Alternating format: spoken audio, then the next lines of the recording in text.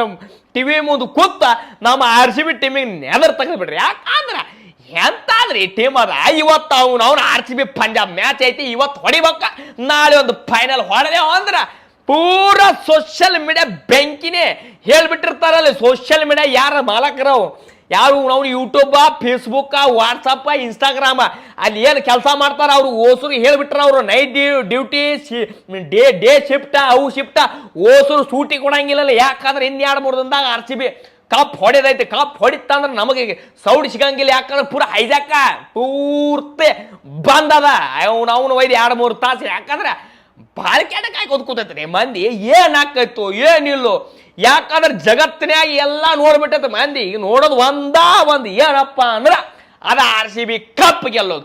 Cup ಗೆದ್ದದ ಮ್ಯಾಲ ಏನ್ ಹಾಕೈತೆ ಅನ್ನುವಂಥ ನನ್ನ ಮಗನಿಗೂ ಕಲ್ಪನೆ ಇಲ್ಲ. ಎಂತ ದೊಡ್ಡ ಸೈಂಟಿಸ್ಟ್ಗಳಿಗೂ ಗೊತ್ತಿಲ್ಲ. ಯಾಕಂದ್ರೆ